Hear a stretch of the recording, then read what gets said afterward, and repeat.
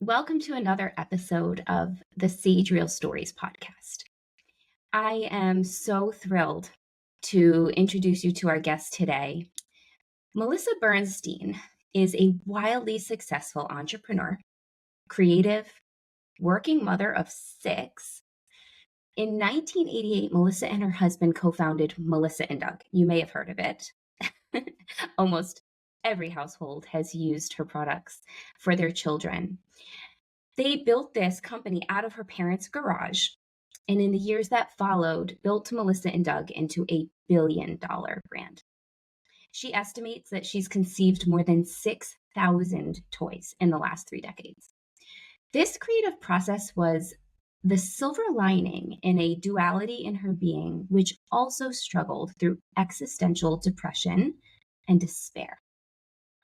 After a journey of self-discovery, she's using her unique gift of creativity to bring a new category of well-being products into the world that will help adults relieve stress through the wonder of sensory immersion. The best, in my opinion, because it's very sage, part of Melissa's story is her intense dedication to helping others through her learnings of her journey. I quote her book, Lifelines, which is a book not to be missed. If I could solve the puzzle of my own life, perhaps I could help others do the same. And she shares her story, as she puts it, to forge a sense of kinship with similar souls who perhaps in hearing her journey, allow them to forge ahead. It's incredible. Melissa is the epitome of success in so many ways. And the beauty of Sage Real Stories is to see that even someone from the outside who you would never know otherwise, unless they shared their journey, you would not know that they have these human struggles that we all share. Real struggles that bring them to a breaking point even, but they were able to forge ahead. And when we hear these stories, it can allow us to perhaps have a little more hope that we too can forge ahead to success. And Sage is the wisdom from sharing our stories, saying our stories. This is the SAYge Real Stories podcast, where we are having unscripted, real conversations with women sharing their real journeys. I'm your host, Linda Nadell, CEO and founder of SAYge Link, a platform on a mission to create more meaningful and supportive connections based on our shared human experiences. Tell us a little bit about Melissa's journey. Sure. Well, I think like most of our journey, it started with experiencing who I truly was, which is a very deeply sensitive, introverted, heady, ruminative, creative. And having that personality that led to those creative qualities be very much stigmatized by society. So because I can see things in my head, right? I see ideas, I see verses, I see products fully finished. I can get into my imagination and also ponder different realities, like what it's like to die, and ask questions like, what is the meaning of life? Why are we here? What is the purpose of life if we're ultimately just sort of going to die?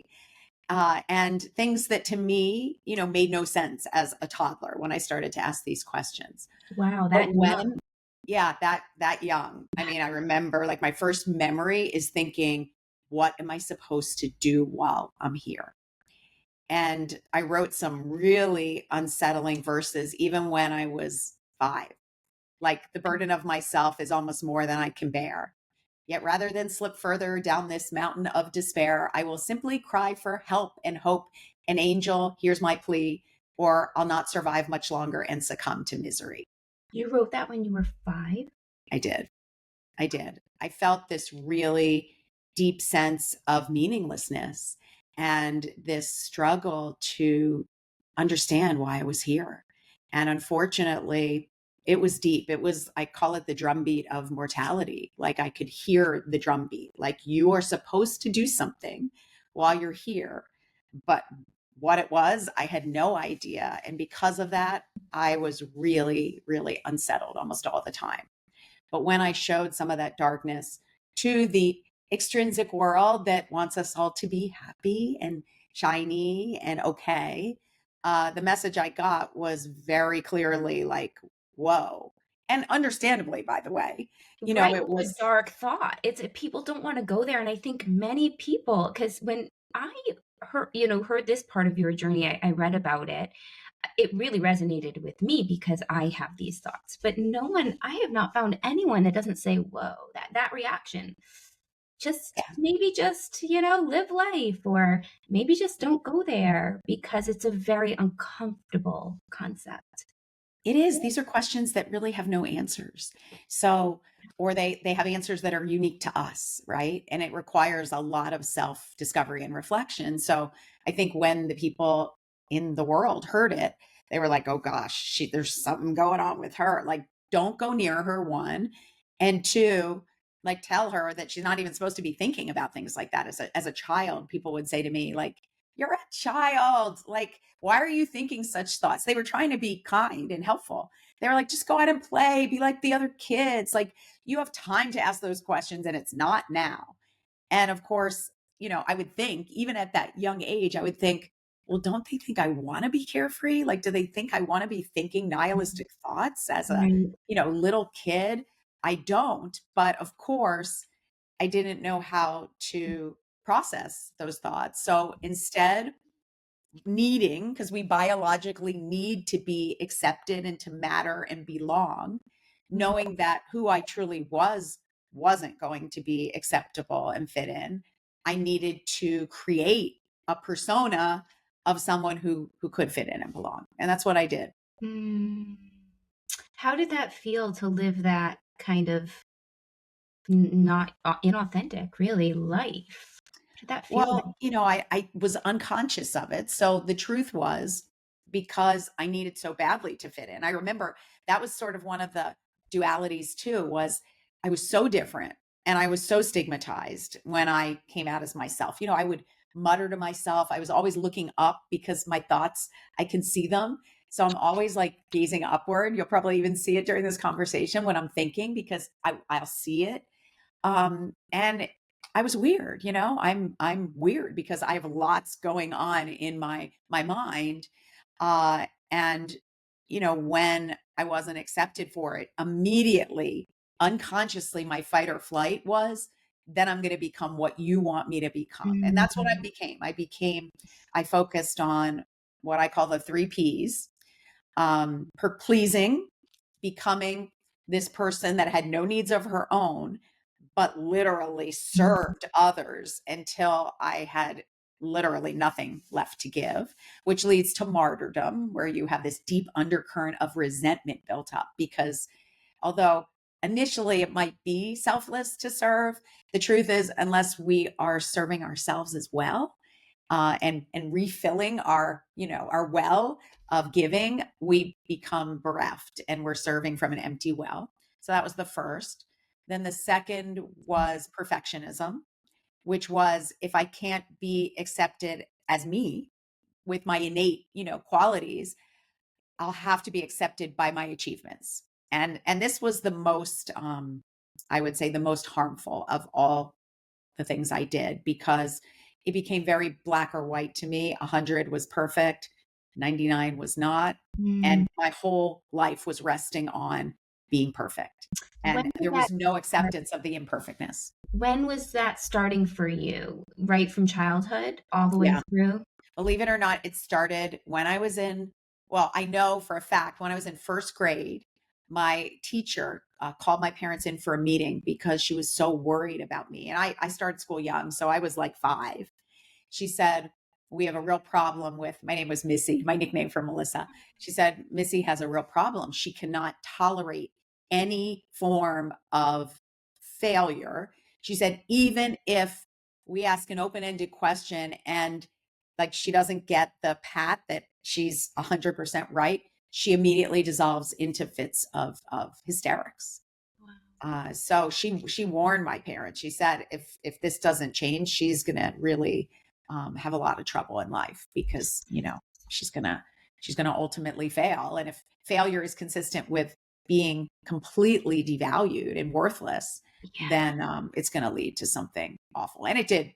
It was the thing that really almost took me out. And then the last was performance, because when you are hiding who you are, which is a lot of darkness. I used to believe I was all darkness, like I actually had a completely dark self, Hmm. but I had to It's hide so it opposite, isn't it? and feign this shininess. So I had to always put on a performance, like I'm great, everything's fine. Oh, never ever letting anyone see an inkling of what was really churning and bubbling beneath that Wow. fake shiny facade. Wow. You would have fit in perfectly Oops. with the social media trap as a teenager, putting all your highlights. And, it reminds me of, the fact that the external validation, this is what it sounds like to me. You just needed external validation because you were not internally valid. You had no internal validation because no one was telling you it was okay to be you. So you Exactly. quickly adapted to needing that validation I externally. did. My beliefs became, no one will ever accept me as I truly am. I am a puppet to be manipulated by others. And I can't trust anyone because no one will really allow me to share my truth. The sense of belonging or the concept of belonging.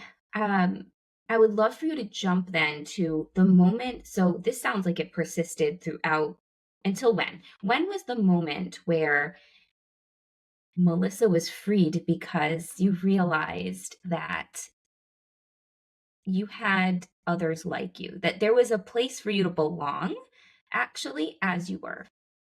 Believe it or not, it wasn't until I was 48 years old.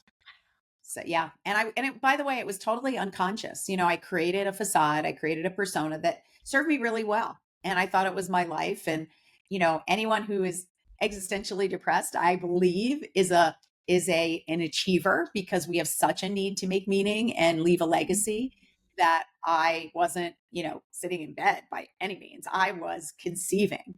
If it wasn't toys, it was children, and I was building a very busy, frenetic life and engaged in what I call the feudal race.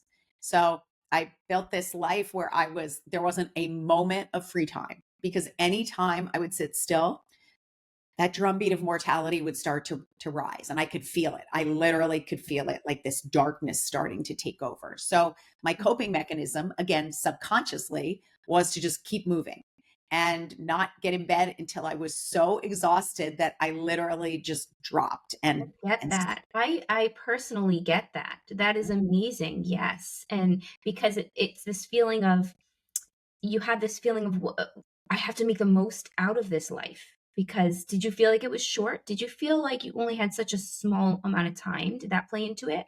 For Oh, you? yes. Yeah. The clock ticking was incessant, and in fact, what it also did is it made me look at other people who I thought were wasting away and squandering their time and living lives of, like, hedonism. It made me disgusted with others, and again, I couldn't share it. I wrote about it. I have an entire chapter in my book on hypocrisy, right? And I couldn't understand how others could live their lives so freely when time was, wasting away. The sands of time were just passing through. So Yeah. yes, I felt, but it was a frenetic race, right? It wasn't done with any sense of grounding and self-knowledge and awareness. It was just done like, it doesn't matter what it is. It's Like a just hamster race. on a wheel. It was what I call the hamster wheel or the treadmill. Yeah. And at some point, we're getting to my, when I came out, at some point, I was able to hold that up really well in my 20s and in my 30s and in my early 40s. But as I started to hit mid 40, I started to become tired. And the word most people use when they're sort of depressed in general is exhausted and exhaustion, because putting up a barricade against your true self and living, a lie is exhausting, right? You're not working with life, you're working against life. And I was trying to repress this huge cauldron of emotion that had never been expressed. And I think it was getting louder and louder. And what started to happen was I felt like the cry of my authentic soul was being quashed, and it was crying. It was desperate to come out. And I started reading a lot of stories about people who had sort of come out and made their disclosures, again, still unconsciously. And I was listening to podcasts, and I was, sort of, I think what I was trying to do subconsciously is get the courage to just come out as my true self. And I had listened to a podcast that I was really enamored with, and it had all my favorite people sharing, deep, dark stories of self discovery. And in one really impulsive, non Melissa moment, I decided I was going to write the host, who I did not know, but I had listened to his podcast for years. And I was going to tell him I wanted to be on his show to announce sort of this aha moment, this epiphany that I had had through all my reading. I had discovered, and it was through him because he talked about Viktor Frankl and Man's Search for Meaning, this book that he loved.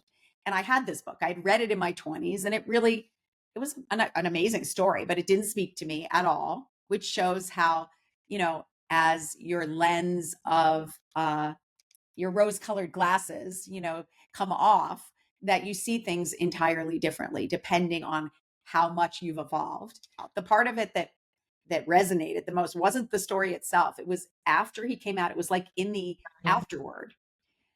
He talks about how he really struggled to find meaning. And through that, he founded a school of existential psychotherapy called logotherapy, which is healing through meaning. And when I read the word existential, I didn't even know what it meant. Existential psychotherapy, existential angst, logotherapy. I looked these words up, and that's when my life changed. So did you end up going on the podcast? I did. I ended up going on the podcast without ever disclosing to anyone in my life that I had connected some dots, and I had realized that I had suffered my whole life with a condition called existential depression, which is a non-pathological condition that is very rarely diagnosed and no traditional therapist or psychotherapist would ever know about. Yeah. But it's a crisis of meaning, a meaning crisis, where you know that you need to make meaning, but you don't know how to make meaning.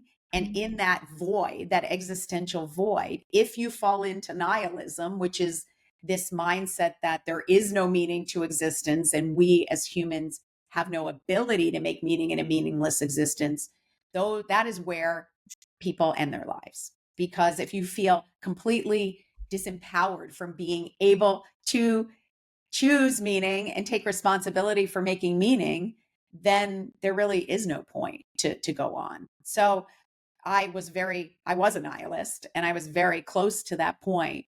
And when I realized that this man was exactly at that same place and founded a school, and that there were others, he had coined a name for it. It was mind blowing, so mind blowing that I cried for 3 days.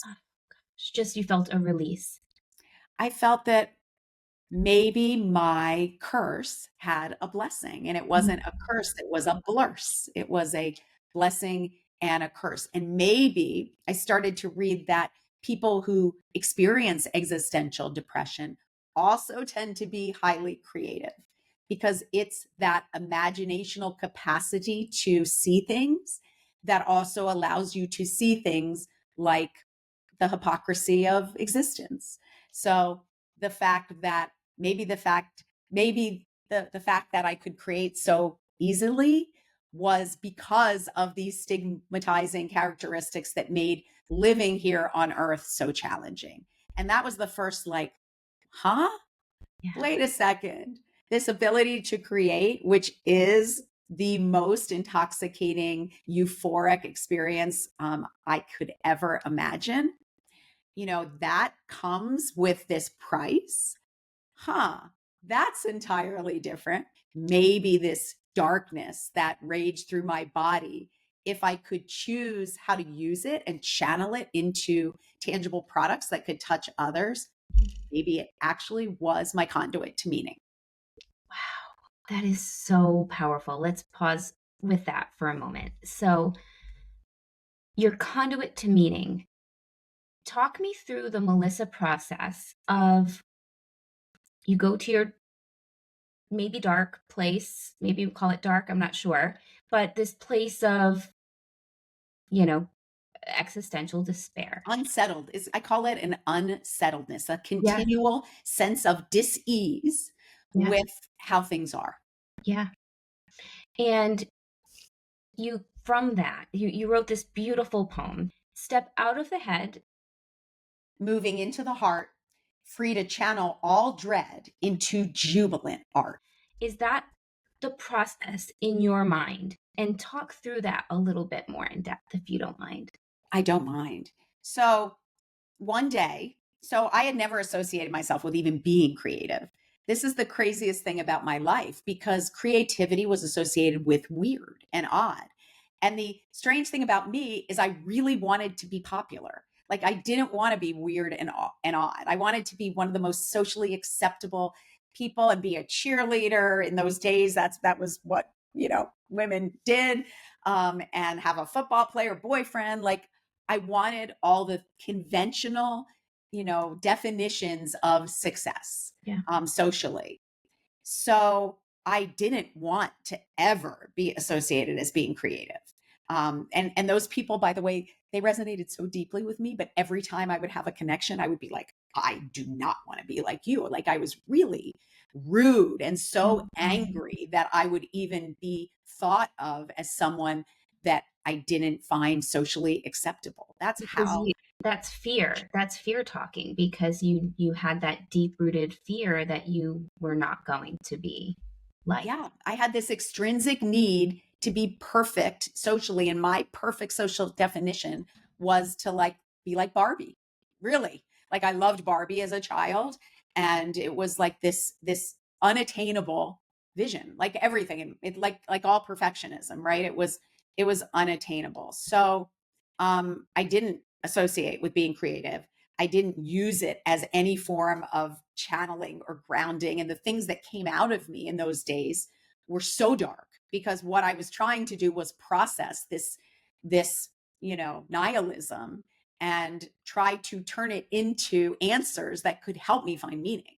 And that's what Mhm. all my verses are doing. As I read them back, even today, I was like, oh my gosh, you knew the answers when you were 8 and 9. Like they were answering the questions, but I just didn't ever look at them after I wrote them. I never read it or looked at any of the music I wrote, because it was just darkness. Yeah. So I think, when I experienced my true breakdown in college, because I was thinking I was going to be a professional musician and maybe go to Spain and study with one of the classical guitar greats. And I chose to go to college instead. When I did that, I severed all connection, even with music, which I now realize was a lifeline for me. And I anchored at college to performance. I said, I'm going to graduate number one in my class and social acceptance. I'm going to get accepted into the sorority that has the most Mhm. like affable, beautiful girls. And I ultimately failed on both fronts. I didn't get into the sorority I wanted. I did get into a sorority of people just like me that I should have been so grateful to be in. But of course, because it wasn't the one I believed I should be in, I didn't Mm. go into any and felt the biggest sense of rejection that I had ever felt. Being rejected as someone I wasn't, but still, I Yeah, felt it was the essence of myself who was being that's so rejected. interesting. And then I also didn't get all A pluses. I started getting grades that were less than A plus, which meant that I had no worth. And the combination took me the closest to, ending my life that where I had ever been. So I think once I had that crash, went, completely broke down, was right after that. A couple years after that, there were some more social things that I did. I decided to become an investment banker because, again, the extrinsic out of college. like doing every single thing that extrinsically would make me belong, You and thought was realizing one by one that one, I wasn't good at these things. And not, I wasn't meant to do them. They weren't my soul's calling. Uh, and two, if I'm just chasing the extrinsic, I will never find meaning and I will never find fulfillment and joy.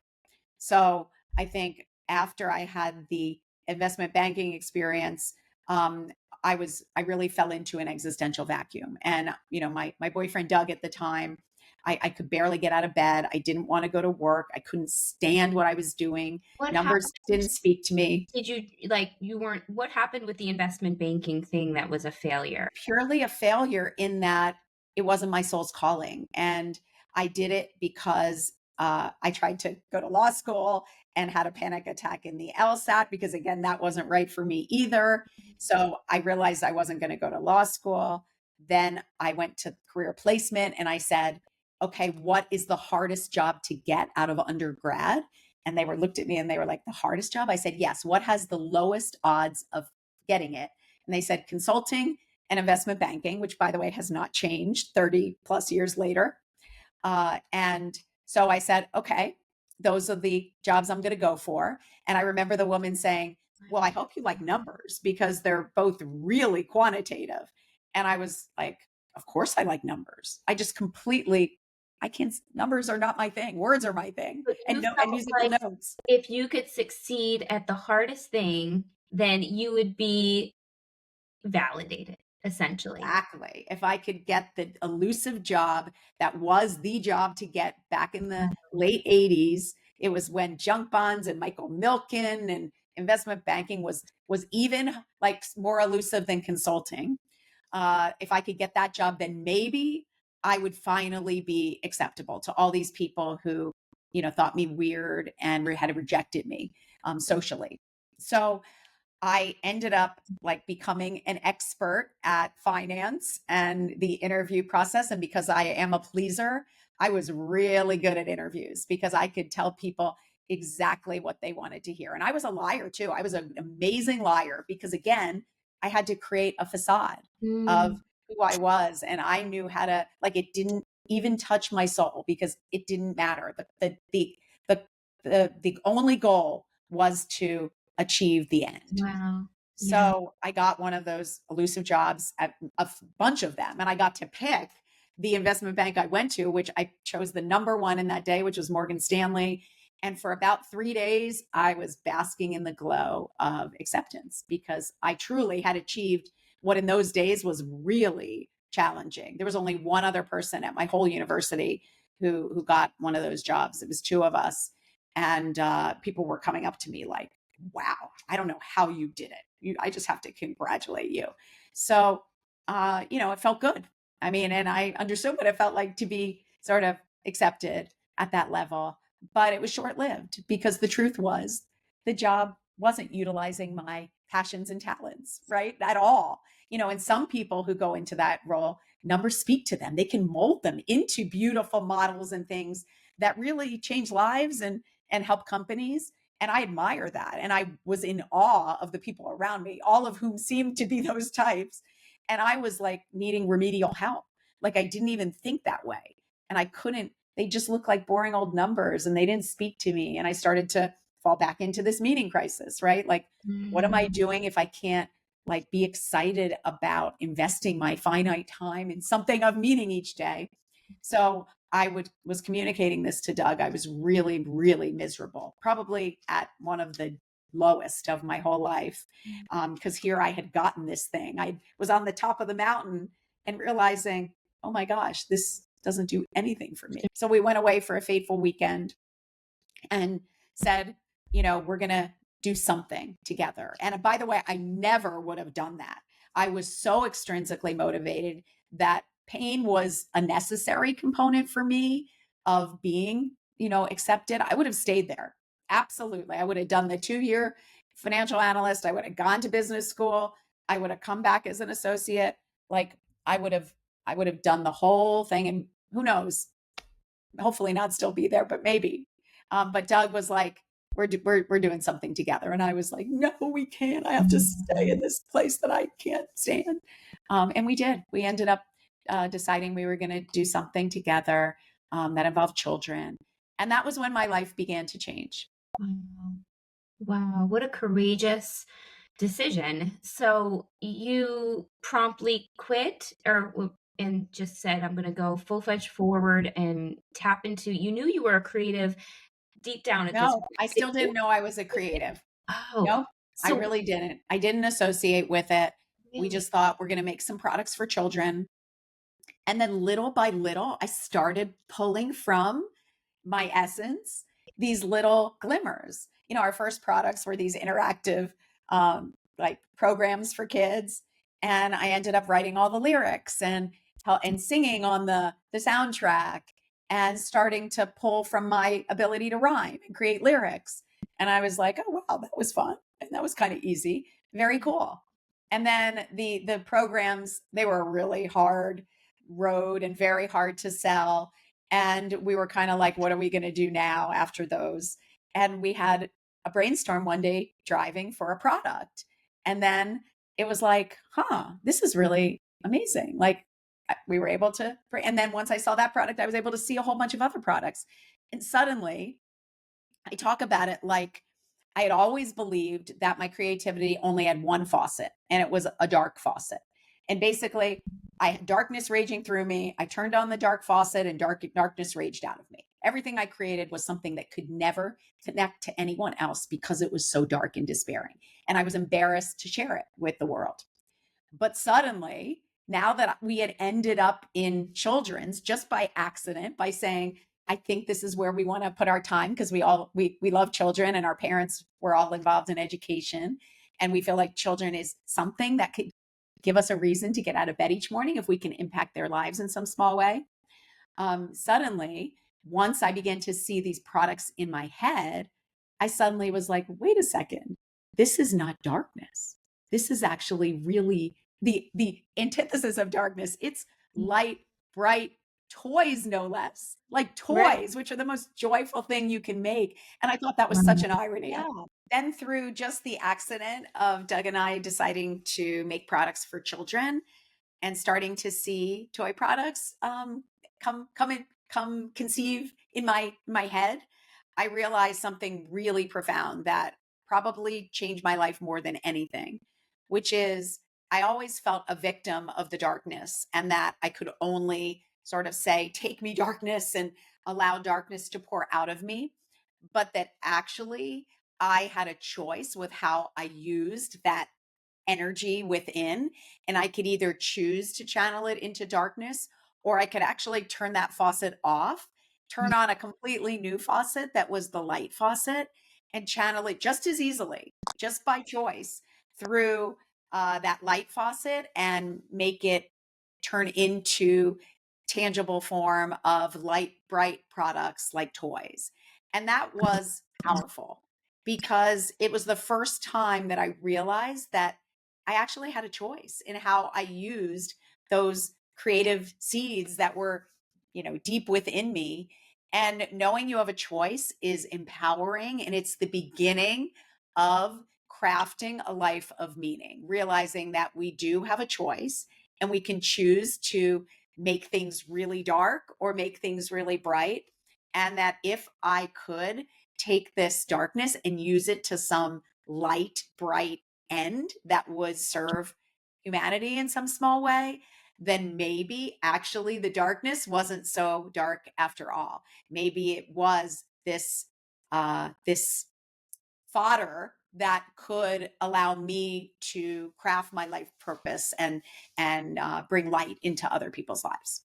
Amazing. And that is just what you've done. I mean, the fact that your creative energy has, been put into the homes of so many, and brought their children joy. And now your new venture with Lifelines is also an extension of that. It's so beautiful. I would love for you to just leave our listeners, women that are hearing your story, what can you leave with them that will as they embark on their day after listening to this incredible story, have a little more pep in their step that they can forge ahead. Like we said at the beginning, giving them this hope that the struggles we face, and maybe your story deeply resonates with them specifically, that they can just look ahead with more hope and a little weight off their shoulders.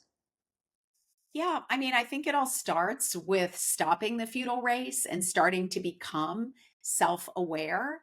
Self awareness is the first step. So I think change only happens once we stop racing and we have the courage to Mhm. make that journey inside. So I would just say to people, I thought that journey inside would be so terrifying and so dark that I raced away from it my whole life. But it was only once I admitted that I need to go inside. I need to really explore all those emotions that I had repressed. I need to accept who Melissa really is before I can do anything of meaning. That was when my life began to change. So I think it takes, and at any point, any of us can make that choice. We Mm, can say, I'm ready to embark on that inner journey. And for me, it took engaging professional help, which was also always a sign of weakness until I finally said, this is the only way I'm going to do it. So yeah. I think knowing that as humans, we do have the ability to channel darkness into light, we have the ability to choose to make meaning.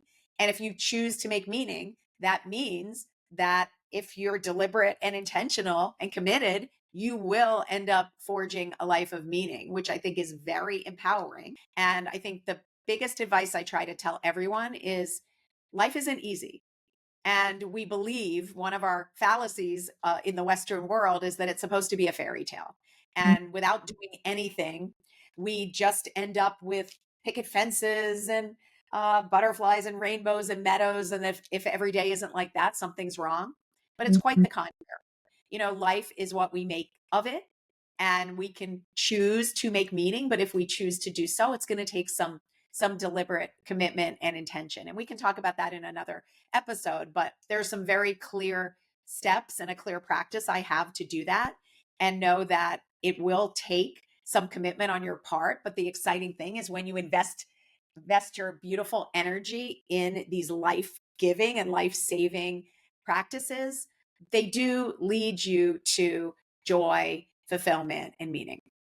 Amazing. And the fact that, the point of not just hitting a bump or feeling like you are different or and running away from that, but embracing it, living your truth and figuring out a path forward, even if you come upon challenge after challenge, because as we can see from Melissa's story, there are in the greatest success stories so many bumps and so many trials and tribulations, but that's part of life. And Yeah. here, And there continue to be bumps. Every day has bumps. yeah. So, I wrote a second book, which is my practice. It's called Practice Makes Purpose. Mm, So that is my own practice that I created just for myself. But when I mm, started to share it, others wanted to sort of know what I did every day to create a life of sort of resilience and meaning and grounding.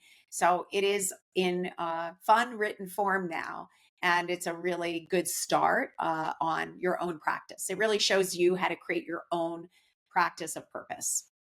incredible. And I'm going to be putting links to everything Melissa has going on now in this stage of her life in the bio. And certainly check out her book, Lifelines, as well. It's absolutely incredible.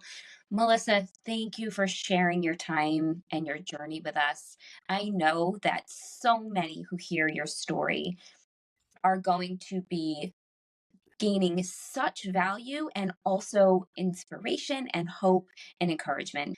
Thank you. You're welcome. Anybody's welcome to email me at melissa@lifelines.com. And I will always respond to anyone just to, show you that we really are very much the same and that no one should ever feel alone. Thank you, Melissa. Oh, you're welcome, Linda. Thank you for doing something so important to touch people. Join our network of real women and real wisdom at sagelink.com. SAYGELINK.